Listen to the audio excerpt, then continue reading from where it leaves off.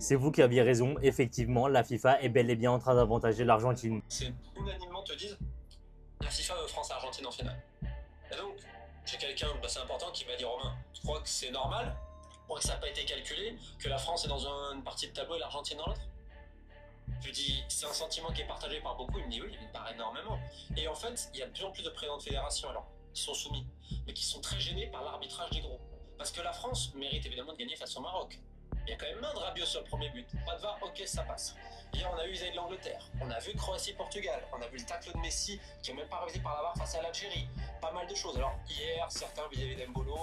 Bon, il y a des applications de règlement, que sais-je encore. Quand je vis avec cette VAR, allez, je ne vais même pas rentrer dans ça avec la FIFA. Alors oui, là, effectivement, on a Romain Molina qui nous annonce en 4K Full HD que l'Argentine a bien truqué ses matchs. Il a parlé du carton rouge d'Embolo contre la Suisse, il a parlé de la semaine de Messi contre l'Algérie. Mais encore une fois, si vous avez bien écouté, il n'a pas parlé que de ça. Il a aussi parlé de la main de Rabiot contre le Maroc. Vous avez le droit de croire Molina ou non, c'est vous qui voyez, mais si vous le croyez pour l'Argentine, vous êtes obligé de le croire aussi pour la France.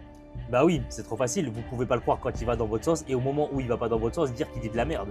Enfin si, vous avez le droit, vous faites ce que vous voulez. Au final, ça revient à ce que je disais. Alors oui, bien sûr, on n'est pas bête, on sait qu'il y a des magouilles au sein de la FIFA, au sein des États-Unis. Mais comme l'a dit Romain Molina dans sa vidéo, ces magouilles-là, elles concernent toutes les grosses équipes, la France, l'Argentine et même l'Espagne et l'Angleterre. Dans sa vidéo, il parle aussi de Croatie-Portugal parce qu'effectivement, une Coupe du Monde avec Ronaldo, c'est beaucoup plus vendeur, donc ils avaient tout intérêt à le garder le plus longtemps possible. Et donc, au final, comme je le disais auparavant, la corruption touche absolument tout le monde, pas uniquement l'Argentine. La FIFA ne veut pas faire gagner Messi, la FIFA veut gagner le plus d'argent possible, c'est très très différent. Je pense sincèrement qu'une fois arrivés en finale, ils en ont plus rien à foutre du vainqueur, ils ont déjà fait leur oseille.